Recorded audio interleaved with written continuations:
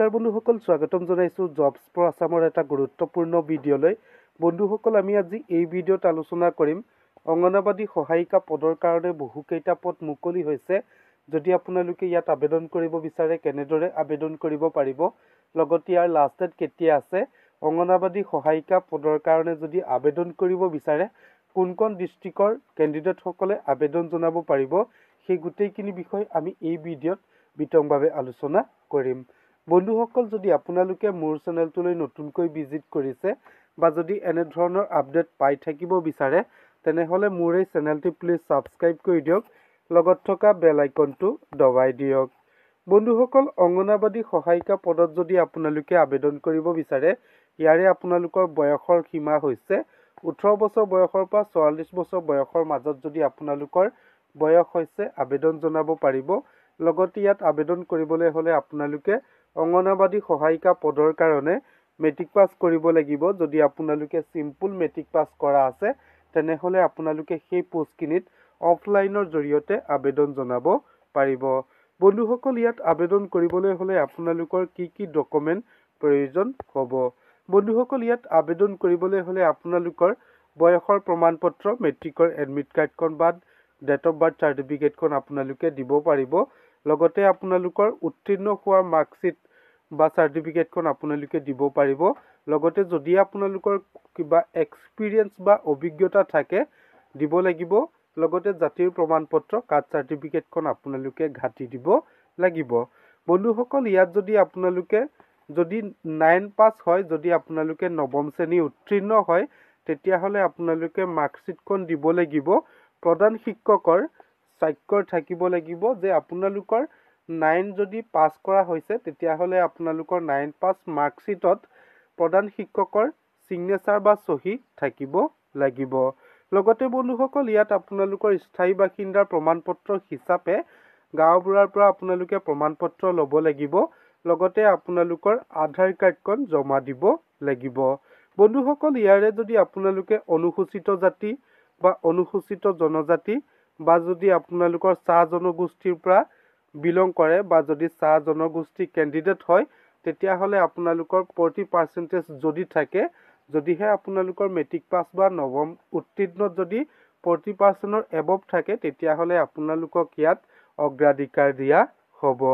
বন্ধুসকল, ইয়াত আবেদন কৰিবলৈ হ'লে আপোনালোকৰ ইয়াত লাষ্ট ডেট দিয়া আছে। ইয়াৰে লাষ্ট ডেট হৈছে 23 ডিচেম্বৰ 2024 তাৰিখৰ পৰ্যন্তলৈকে আপোনালোকে অফলাইনৰ জৰিয়তে আবেদন জনাব পাৰিব। লগতে বন্ধুসকল, ইয়াৰে চৰ্তাৱলী হৈছে আবেদনকাৰী প্ৰাৰ্থী শাৰীৰিক আৰু মানসিকভাৱে সুস্থ হ'ব লাগিব।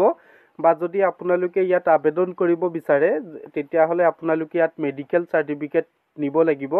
চিকিৎসালয়ৰ পৰা আপোনালোকে মেডিকেল চাৰ্টিফিকেট ল'ব লাগিব, তেতিয়াহে এপ্লিকেশ্যন গ্ৰহণ কৰা হ'ব। বন্ধুসকল, ইয়াৰে আপোনালোকৰ কৈছে আইনমতে অপৰাধী কাৰ্যত দোষী সাব্যস্ত হোৱা হ'ব নালাগিব। যদিহে আপোনালোকৰ কোৰ্ট কেছ চলি আছে বা যদি আপোনালোকৰ কোনোবা যদি অপৰাধী কেছ চলি আছে তেতিয়াহ'লে আপোনালোকে ইয়াত আবেদন জনাব নোৱাৰিব।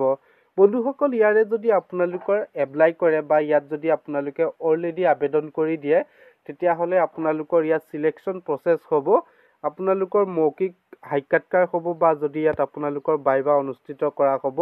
ইয়াত কোনো ধৰণৰ ৰিটেন অনুষ্ঠিত নহয়, যিহেতু আপোনালোকৰ অংগনবাদী সহায়িকা পদৰ কাৰণে ইয়াত নিযুক্তি দিয়া হ'ব।